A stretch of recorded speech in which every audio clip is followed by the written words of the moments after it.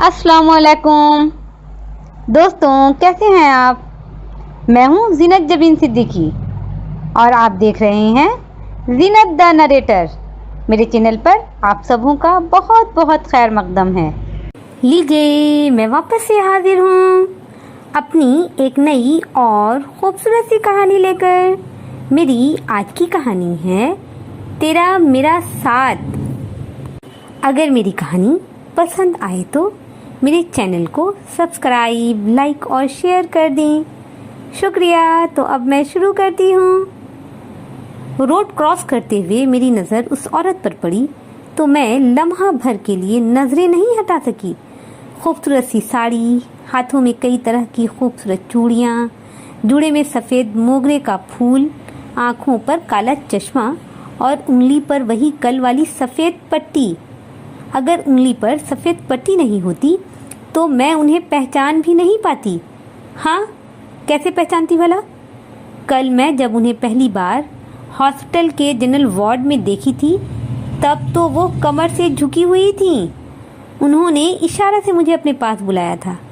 मैं एक नज़र बेड पर सो रही अपनी माँ पर डालकर धीरे से उठकर उनके पास आ गई। बेटा, ज़रा ये अनार छील दो। देखो ना, मैं छील रही थी, उंगली कट गई। उन्होंने बच्चों की तरह उंगली मेरे सामने कर दी थी। ओह शिट, आपकी उंगली तो ज़्यादा कट गई है। रुकें, मैं पट्टी बांध देती हूँ, ये कहती मैं पास से गुजर रही नर्स को बताने लगी। फिर नर्स ने एक सफ़ेद पट्टी पर दवा लगाकर मुझे दे दिया। मैं वापस आई और उनकी उंगली पर पट्टी बांधने के बाद अनार छीलकर वापस आ गई। मैं शाम तक माँ के पास ही थी। उस बीच मैंने देखा वो अनार के दाने आराम से खा गईं। फिर मैं उन्हें दोबारा नहीं देख पाई। उनका बेड खाली पड़ा था। साइड टेबल पर दोपहर का खाना उसी तरह स्टील के कई खानों वाली प्लेट में प्लास्टिक रैप के साथ पड़ा था। शाम में वापस हॉस्पिटल से घर जाने के लिए वार्ड से निकल रही थी जब मैंने उन्हें देखा। वो अपनी झुकी हुई कमर पर हाथ धरे वार्ड में दाखिल हो रही थी। मैं जल्दी में थी इसलिए चुपचाप निकल आई। कल सुबह अचानक से माँ की तबीयत बिगड़ गई थी, इसलिए उन्हें हॉस्पिटल में एडमिट करवाना पड़ा था। बीपी काफ़ी बढ़ गया था उनका, जिसकी वजह से चक्कर आ रहा था उन्हें। रात एक अटेंडर को उनके पास छोड़कर मैं घर आ गई थी और अभी सुबह सुबह हॉस्पिटल के गेट पर ऑटो से उतरी तो उस औरत पर नज़र पड़ गई जो तेज़ तेज़ कदमों से सड़क के किनारे चली जा रही थी। कमर जो कल झुकी हुई थी आज बिल्कुल सीधी थी। मैंने एक बार मुड़कर वापस से उन्हें देखा जो सामने वाली दुकान से कुछ खरीदने में मगन थी। मेरे दिल में तरह तरह के सवालात उभर रहे थे। मैं उनके बारे में जानना चाहती थी। मन कर रहा था दौड़कर उनके पास पहुंच जाऊं, मगर फिर याद आया सुबह होने पर रात वाली अटेंडर चली गई होगी।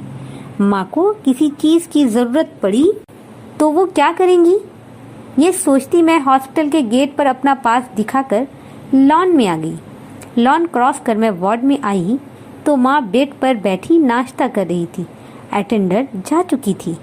मैं फल का पैकेट टेबल पर रखते हुए सामने वाली बेड की तरफ देखने लगी। बेड के चारों तरफ सफ़ेद पर्दा लगा हुआ था। कैसी तबीयत है माँ? मैं कुर्सी पर बैठ गई। आज तो बहुत आराम है, चक्कर भी नहीं आ रहा। माँ ने मुस्कुराकर मुझे देखा। माँ, तू वक्त पर दवा खा लिया कर, नहीं तो इसी तरह हॉस्पिटल में रहना पड़ेगा। फिर मैं तुझे देखूं या अपना घर परिवार? मैं पानी ग्लास में डालकर उन्हें पकड़ाई। हाँ, भूल जाती हूँ, याद नहीं रहता दवा खाई हूँ या नहीं। माँ का चेहरा उदास सा हो गया। चलो कोई बात नहीं, अब तू आराम कर। मैं उनके हाथ से नाश्ते की प्लेट लेकर बेड के नीचे रख कर खड़ी हुई, तभी नर्स आ गई। शायद इंजेक्शन लगाना था माँ को। मैं कुछ देर माँ के पास बैठी बातें करती रही कि तभी मेरी नज़र वार्ड में दाखिल होती उसी औरत पर पड़ी जो घंटे भर पहले तेज़ तेज़ कदमों से सड़क पर चली जा रही थी। मगर ये क्या, उसकी कमर वापस से झुकी हुई थी।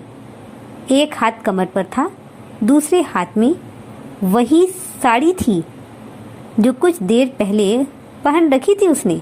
जूड़े में मोगरे का फूल अभी भी था। हाथों में चूड़ियाँ थीं। वो बहुत धीरे धीरे चलकर अपने बेड तक आई। मेरे ऊपर हैरत के पहाड़ टूट रहे थे। हॉस्टल के बाहर तन कर चलना और वार्ड में यूं झुक झुक कर मेरी कुछ समझ में नहीं आ रहा था। नर्स माँ को इंजेक्शन लगाकर जा चुकी थी। माँ आंखें बंद किए बेड पर पड़ी थी और मैं कुर्सी पर बैठी उस औरत को ही देख रही थी जो बेड का पर्दा साइड करके साड़ी को तह लगा रही थी।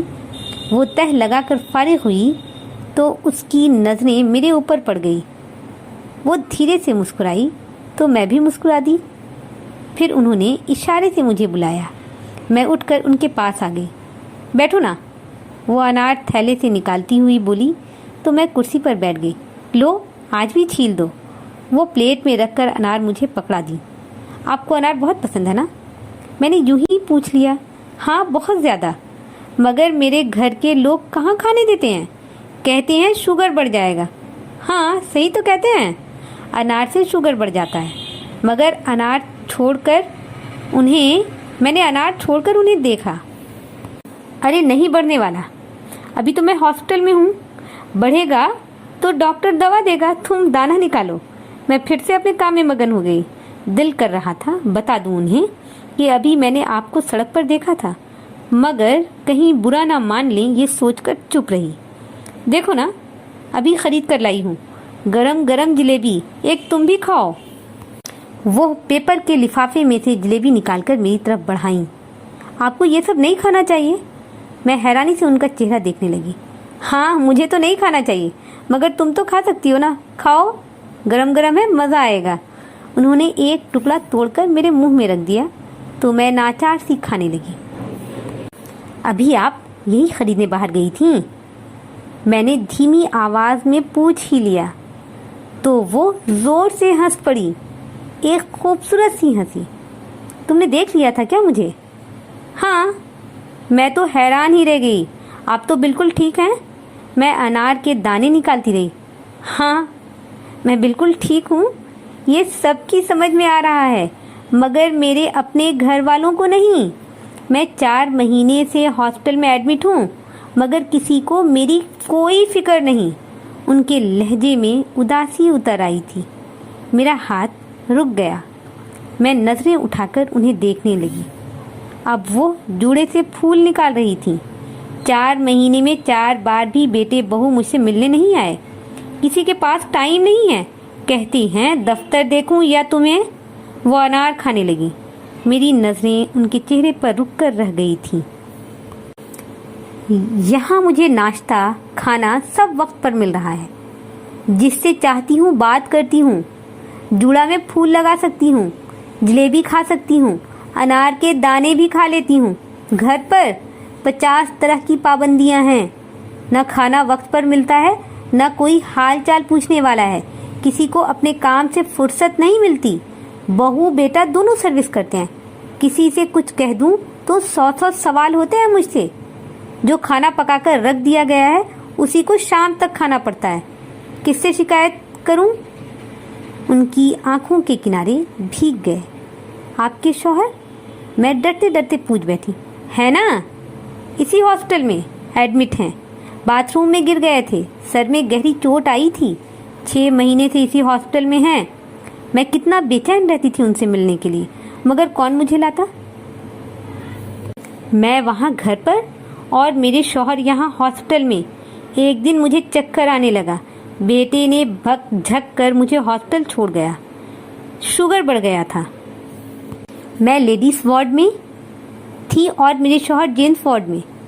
दवा मिलने पर मेरा शुगर कंट्रोल हो गया था, मगर ये अनार के दाने, ऊपर वाले का करम है, मेरा शुगर कंट्रोल नहीं होने देता।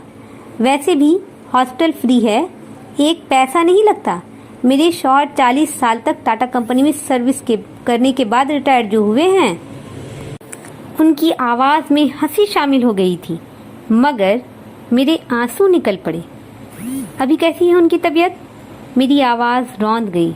बिल्कुल ठीक है, शाम तो मेरे साथ लॉन में चलना, मैं तुम्हें उनसे मिलवाऊंगी, वो खुशी खुशी कह रही थी। मैं इस बात में सर हिलाकर रह गई। शाम मैं घर जाने से पहले डॉक्टर से मिलने उनके केबिन के बाहर खड़ी थी कि मेरे कानों में सुबह वाली खूबसूरत सी हंसी की आवाज़ सुनाई दी। मैं मुड़कर देखने लगी। हॉस्पिटल के गॉन में कमर पर हाथ धरे धीरे धीरे अपने शौहर का हाथ थामे लॉन के नर्म नर्म घासों पर चहलकदमी करते दोनों किसी बात पर जोर से हंस रहे थे। मेरे होंठ मुस्कुराने लगे। मैं भागी हुई उनके पास आकर रुक गई। कल हमारी छुट्टी हो रही है। वो औरत मुझे देखते ही खुशी से बोल पड़ी। हम दोनों वापस जा रहे हैं। वहीं अपने बेटे के घर जहां 50 पाबंदियां हैं। मेरा लहजा तलख हो गया। नहीं, वहां नहीं, मेरी बेटी आ रही है हम दोनों को अपने साथ ले जाने के लिए। अंकल की आवाज़ खुशियों से भरी हुई थी। मैं हंस पड़ी। मुझे भैया याद आ गए। कल से मैं माँ को लिए हॉस्पिटल में थी। अभी तक एक कॉल भी नहीं किया था उन्होंने। मसरूफ़ होंगे। भैया अपने ऑफिस में और भाभी अपने ऑफिस में। मेरी आज की कहानी यही ख़त्म होती है। मैं अपनी आने वाली वीडियो में एक नई और ख़ूबसूरत सी कहानी लेकर जल्द हाजिर होती हूँ। जब तक के लिए मुझे इजाज़त दें। अपना ध्यान रखें, अपनों का ध्यान रखें। अल्लाह हाफिज़।